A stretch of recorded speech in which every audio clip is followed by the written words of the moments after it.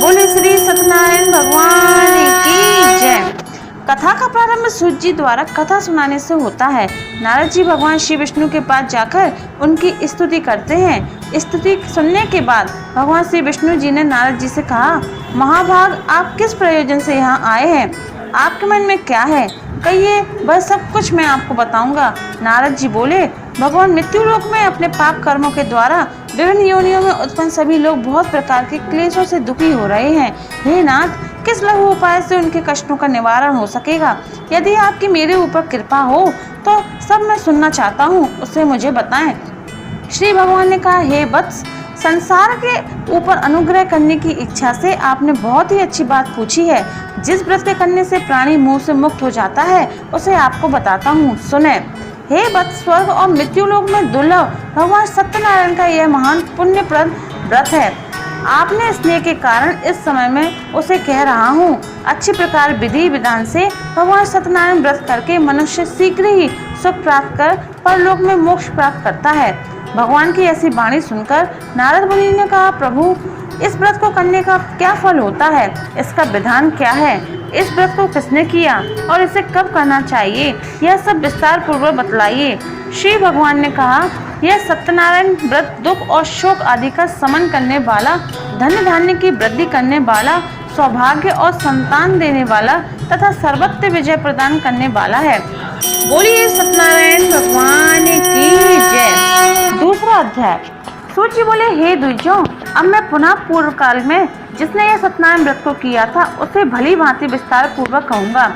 रमणीय काशी नगर नामक में कोई अत्यंत निर्धन ब्राह्मण रहता था। भूख और प्यास से व्याकुल होकर वह प्रतिदिन पृथ्वी पर भटकता रहता था। भगवान ने उस दुखी को देखकर वृद्ध का रूप धारण करके उस द्विज के आदर पूर्वक पूछा, हे प्रतिदिन अत्यंत दुखी होकर तुम किस लिए पृथ्वी पर घूमते रहते हो? हे द्विज श्रेष्ठ, यह सब बतलाओ, मैं सुनना चाहता हूँ। वह बोला, प्रभु, मैं अत्यंत दरिद्र हूँ और भिक्षा के लिए ही पृथ्वी पर घूमा करता हूँ। यदि मेरी इस दरिद्रता को दूर करने का आप कोई उपाय जानते हो तो कृपा पूर्वक मुझे बतलाइए। वृद्ध बोला, हे देव, सत्यनारायण भगवान विष्णु अभीष्ट फल को देने वाले हैं। हे विप्र, तुम उनका उत्तम व्रत करो जिसे करने से मनुष्य सभी दुखों से मुक्त हो जाता है। व्रत के विधान को भी यत्नपूर्वक कहकर वृद्ध रूपधारी भगवान विष्णु वहीं अंतर्ध्यान हो गए। वृद्ध ने जैसा कहा है उस व्रत को अच्छी प्रकार से वैसे ही करूंगा, यह सोचते हुए उसको रात भर नींद नहीं आई। अगले दिन प्रातःकाल उठकर सत्यनारायण का व्रत करूंगा ऐसा संकल्प करके वह भिक्षा के लिए चल पड़ा। उस दिन भिक्षा में उसको बहुत सा धन प्राप्त हुआ। उसी धन से उसने बंधु बांधवों के साथ भगवान सत्यनारायण का व्रत किया। इस व्रत के प्रभाव से वह श्रेष्ठ सभी दुखों से मुक्त होकर समस्त संपत्तियों से संपन्न हो गया। उस दिन से लेकर प्रत्येक महीने उसने यह व्रत किया। इस प्रकार भगवान सत्यनारायण के इस व्रत को करके वह श्रेष्ठ सभी पापों से मुक्त हो गया और उसने दुर्लभ मोक्ष व्रत को प्राप्त कर लिया। हे विप्र, पृथ्वी पर जब भी कोई मनुष्य श्री सत्यनारायण का व्रत करेगा उसी समय उसके समस्त दुख नष्ट हो जाएंगे। इस प्रकार भगवान नारायण ने महात्मा नारद जी से जो कहा मैंने सब आपको कह सुनाया। आगे समय अब मैं और क्या सुनाऊं? हे मुने, इस पृथ्वी पर उससे किसने इस व्रत को सुना और किसने इस व्रत का आचरण किया, हम यह सुनना चाहते हैं। उस व्रत को हमारी श्रद्धा हो रही है। श्री सूत जी बोले, हे मुनियों, पृथ्वी पर जिसने यह व्रत किया था उसे आप लोग सुने। ये व्रत किसने किया था? एक बार वह दुष्श्रेष्ठ अपनी धन संपत्ति के अनुसार बंधु बांधवों तथा परिजनों के साथ व्रत करने के लिए अगत हुआ। उसी बीच एक लकड़हारा वहां पर आया और लकड़ी बाहर रखकर उस ब्राह्मण के घर पर गया। प्यास से व्याकुल वह उस व्रत को करता हुआ देख प्रणाम करके उसने बोला, प्रभु, यह आप क्या कर रहे हैं? इसके करने से किस फल की प्राप्ति होती है? मुझसे विस्तार पूर्वक कहिए।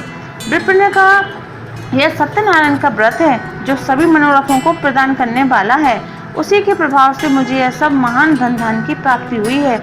जल पीकर तथा प्रसाद ग्रहण करके वह नगर को चला गया। सत्यनारायण देख के लिए मन से ऐसा सोचने लगा कि आज लकड़ी बेचने से जो धन प्राप्त होगा उसी धन से भगवान सत्यनारायण का व्रत करूंगा। इस प्रकार मन से चिंतन करता हुआ लकड़ी को मस्तक पर रखकर उस सुंदर नगर में गया जहाँ पर धन संपन्न लोग रहते थे। उस दिन उसने लकड़ी का दुगना मूल्य प्राप्त किया। इसके बाद प्रसन्न हृदय होकर वह पके हुए केले के फल, शक्कर, घी, दूध, गेहूं का चूर्ण, सवाया माथे में लेकर अपने घर आया। तत्पश्चात उसने अपने बंधु बांधवों को बुलाकर विधि विधान से भगवान श्री सत्यनारायण का व्रत किया। उस व्रत के प्रभाव से वह धन धान्य और पुत्र आदि से संपन्न हुआ। इस लोक में अनेक सुखों का भोग कर अंत में सत्यपुर अर्थात वैकुंठ लोक को चला गया। बोले सत्यनारायण भगवान की जय। तीसरा अध्याय। श्री सूत जी बोले, श्रेष्ठ मुनियों, अब मैं पुनः आगे भी आपको कथा सुनाता हूँ, आप लोग सुने। प्राचीन काल में उल्कामुख नाम का एक राजा रहता था। वह जितेंद्रिय, सत्यवादी तथा अत्यंत बुद्धिमान था। वह विद्वान राजा प्रतिदिन देवालय जाता था और धन देकर संतुष्ट करता था। कमल के समान मुख वाली उसकी धर्मपत्नी शीला विनय और सौंदर्य आदि गुणों से संपन्न तथा पतिपरायणता थी। राजा एक दिन अपनी धर्मपत्नी के साथ भद्रशिला नदी के तट पर श्री सत्यनारायण का व्रत कर रहे थे। उसी समय व्यापार के अनेक प्रकार की पुष्कल धनराशि से संपन्न एक साधु नाम का बनिया वहां पे आया। भद्रशिला नदी के तट पर नाव को स्थापित कर वह राजा के समीप गया और राजा को उस व्रत में दीक्षित देखकर विनय पूर्वक पूछने लगा। साधु ने कहा, राजन, आप भक्ति युक्त चित्त से यह क्या कर रहे हैं? कृपया यह सब हमें भी बतलाइए, इस समय मैं सुनना चाहता हूँ। राजा बोले, हे साधो, पुत्र आदि की प्राप्ति की कामना से अपने बंधु बांधवों के साथ में अतुल तेज संपन्न भगवान विष्णु का व्रत कर रहा हूँ।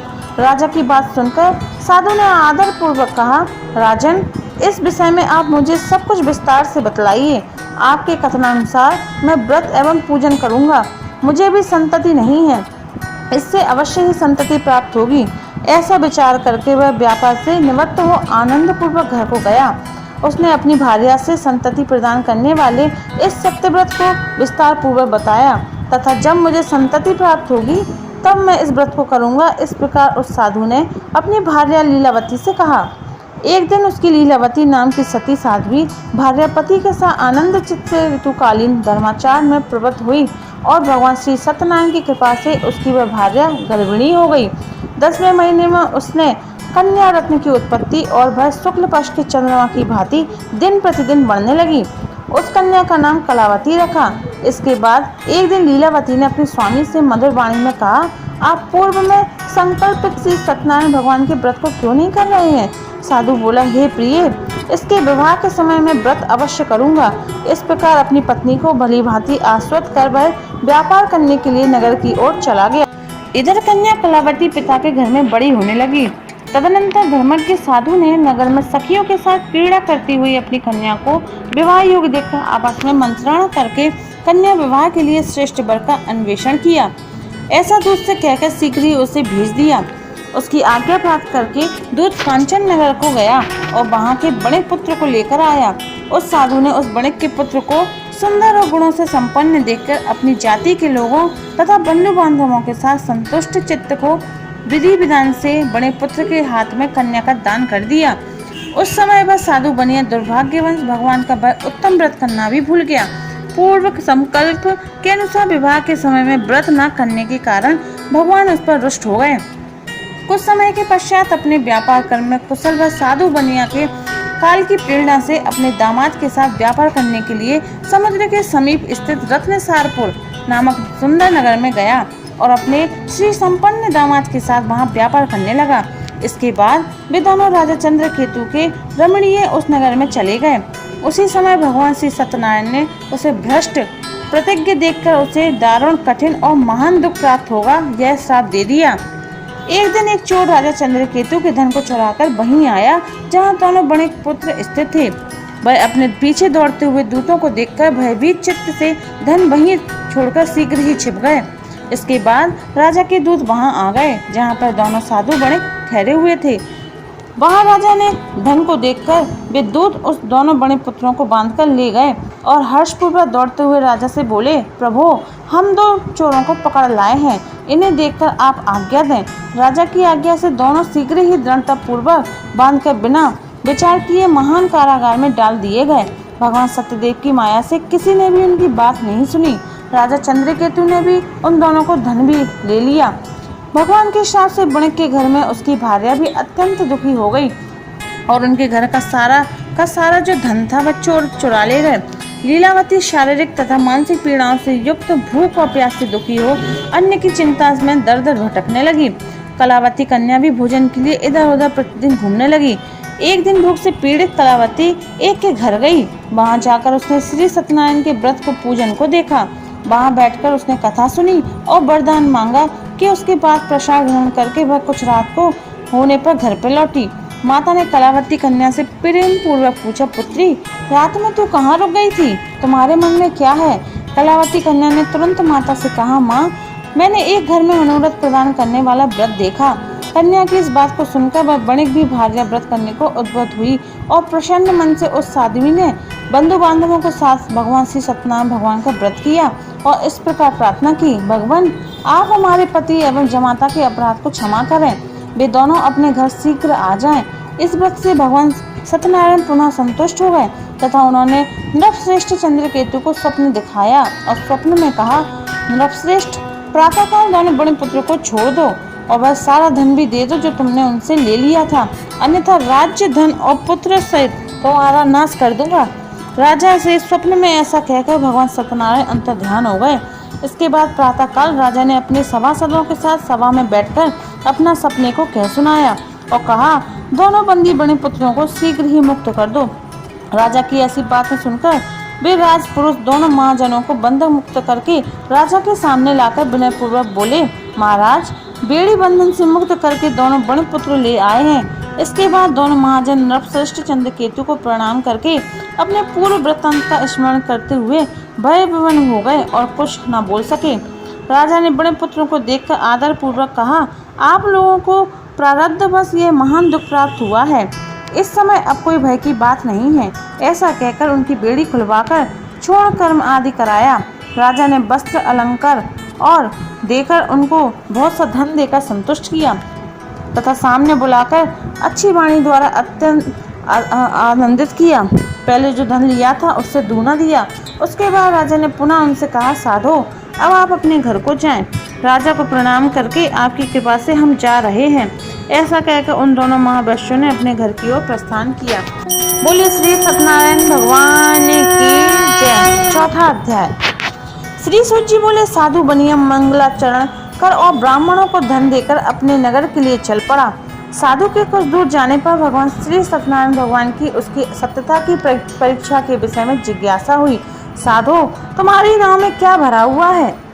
तब धन के मन में चूर दोनों महाजनों ने अवहेलना पूर्वक हंसते हुए कहा, दंडिन, क्यों पूछ रहे हो? क्या कुछ द्रव्य लेने की इच्छा है? हमारी नाव में तो लता पता है। ऐसे निष्ठुर वाणी को सुनकर उनकी तुम्हारी बात सच हो, ऐसा कहकर दंडी सन्यासी को रूप धारण किए हुए भगवान कुछ दूर जाकर समुद्र के समीप बैठ गए। दंडी के चले जाने पर नित्य क्रिया करने के पश्चात उतराई हुई अर्थात जल में ऊपर की ओर उठी हुई नौका को देखकर साधु अत्यंत आश्चर्य में पड़ गया और नाव में लता और पत्ते आदि देखकर मूर्छित तो पृथ्वी पर गिर पड़ा। सचेत होने पर बड़े पुत्र चिंतित हो गया। तब उसके दामाद ने इस प्रकार कहा, आप शोक क्यों करते हैं? दंडी ने श्राप दे दिया है। इस स्थिति में वे ही चाहें तो सब कुछ कर सकते हैं, इसमें संशय नहीं है।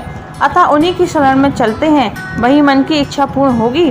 दामाद की बात सुनकर वह साधु बनिया उनके पास गया और वहां दंडी को देखकर उसने भक्ति पूर्वक उन्हें प्रणाम किया और आनंद पूर्वक कहने लगा, आपके सम्मुख मैंने जो कुछ कहा है, असत्य भाषण रूप अपराध किया है, आप मेरे उस अपराध को क्षमा करें। ऐसा कहकर बारंबार प्रणाम करके वह महान शोक से आकुल हो गया। दंडी ने उसे रोता हुआ देखकर कहा, हे मूर्ख, रो मत, मेरी बात सुनो। मेरी पूजा से उदासीन होने के कारण तथा मेरी आज्ञा से ही तुमने बारंबार दुख प्राप्त किया है। भगवान की ऐसी वाणी सुनकर वह उनकी स्तुति करने लगा। साधु ने कहा, हे प्रभु, यह आश्चर्य की बात है कि आपकी माया से मोहित होने के कारण ब्रह्मा आदि देवता भी आपके गुणों को और रूपों को नहीं जानते हैं। फिर मैं मूर्ख आपकी माया को कैसे जान सकता था? अब आप प्रसन्न हो जाएं, मैं आपकी धन संपत्ति के अनुसार आपकी पूजा को करूँगा। मैं आपकी शरण में हूँ। मेरा जो नौका में स्थिर पूरा धन था उसकी तथा मेरी रक्षा करें। उस बनिया की भक्ति युक्त वाणी को सुनकर भगवान जनार्दन संतुष्ट हो गए। भगवान हरि उसी अभीष्ट वर प्रदान करके वहीं अंतर्ध्यान हो गए। उसके बाद वह साधु अपनी नौका में चढ़ा और उसे धन धान्य से परिपूर्ण देखकर भगवान सत्यदेव की कृपा से हमारा मनोरथ सफल हो गया। ऐसा कहकर सज्जनों के साथ उसने भगवान की विधिवत पूजा की। भगवान श्री सत्यनारायण की कृपा से वह आनंद से परिपूर्ण हो गया और नाव को प्रयत्न पूर्वक संभाल कर उसने अपने देश के लिए प्रस्थान किया। साधु बनिया ने अपने दामाद से कहा, भाई देखो मेरी रत्नपुरी नगरी दिखाई दे रही है। इसके बाद उसने अपने धन के रक्षा दूत को अपने आगमन का समाचार सुनाने के लिए अपनी पत्नी के पास भेजा। उसके बाद उस दूत ने नगर में जाकर साधु की भार्या को देख हाथ जोड़कर प्रणाम करके कहा, उसने उसके लिए अभीष्ट बात कही। सेठ जी अपने दामाद तथा बंधु वर्गों के साथ बहुत सारे धन धान्य से संपन्न होकर नगर के निकट पधार गए हैं। दूत के मुख से यह बात सुनकर वह महान आनंद से विवल हो गई और साध्वी ने श्री सत्यनारायण की पूजा करके अपनी पुत्री से कहा, मैं साधु के दर्शन के लिए जा रही हूँ, तुम शीघ्र आओ। माता का वचन ना सुनकर व्रत को समाप्त करके प्रसाद का परित्याग करके वह कलावती भी अपने पति का दर्शन करने के लिए चल पड़ी। इससे भगवान सत्यनारायण रुष्ट हो गए और उन्होंने उसके पति को तथा नौका को धन के साथ हरण करके जल में डुबो दिया। इसके बाद कलावती कन्या अपने पति को ना देखकर महान शोक से रुदन करने लगी, पृथ्वी पर गिर पड़ी। नाव का अदर्शन तथा कन्या को अत्यंत दुखी देख भयभीत मन से साधु बनिया ने सोचा, यह क्या आश्चर्य हुआ। नाव का संचालन करने वाले भी सभी चिंतित हो गए।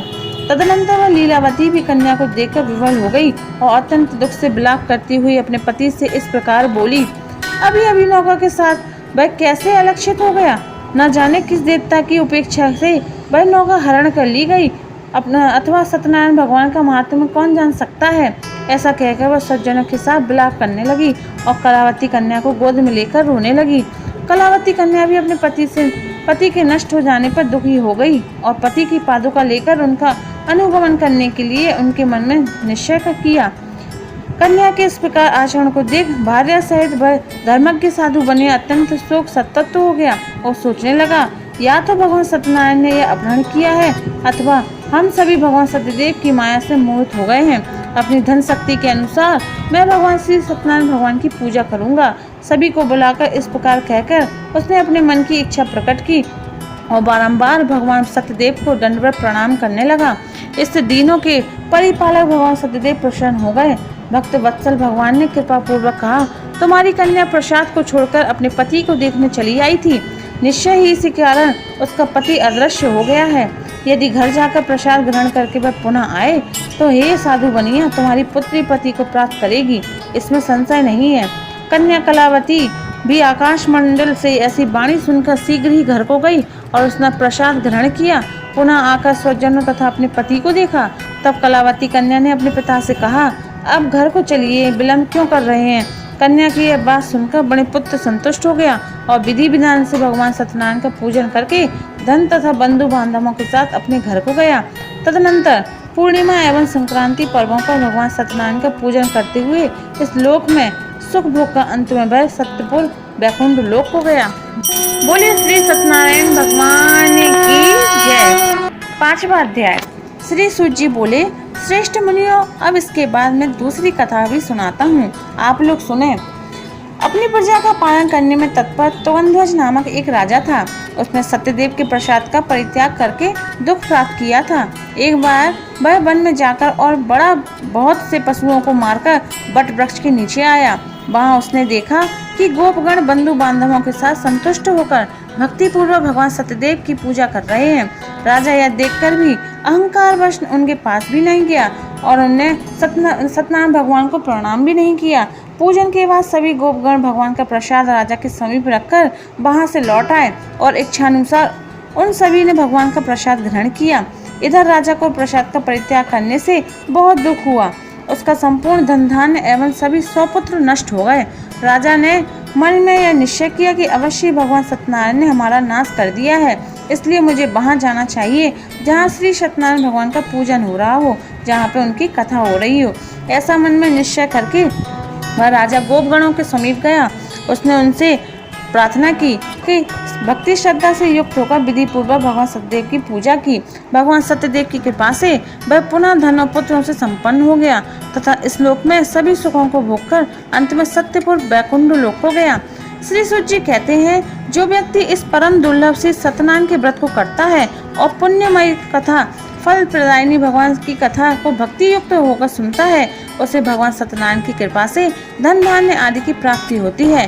दरिद्र धर्मान हो जाता है, बंधन में पड़ा हुआ बंधन से मुक्त हो जाता है, डरा हुआ व्यक्ति भय से मुक्त हो जाता है। यह सत्य बात है, इसमें संशय नहीं है। इस लोक में वह सभी इच्छित फलों का भोग प्राप्त करके अंत में सत्यपुर वैकुंठ लोक को जाता है। इस प्रकार मैंने आप लोगों से सत्यनारायण भगवान की व्रत को कहा, जिसे करके मनुष्य सभी दुखों से मुक्त हो जाता है। कलयुग में तो भगवान सत्यदेव की पूजा विशेष फल प्रदान करने वाली है। भगवान विष्णु को ही कुछ लोग काल, कुछ लोग सत्य, कोई ईश, कोई सत्यदेव तथा दूसरे लोग सत्यनारायण नाम से कहेंगे। अनेक रूप धारण करके भगवान सत्यनारायण सभी का मनोरथ सिद्ध करते हैं। कलयुग में सनातन भगवान विष्णु ही सत्यव्रत रूप धारण करके सभी को मनोरथ पूर्ण करने वाले होंगे।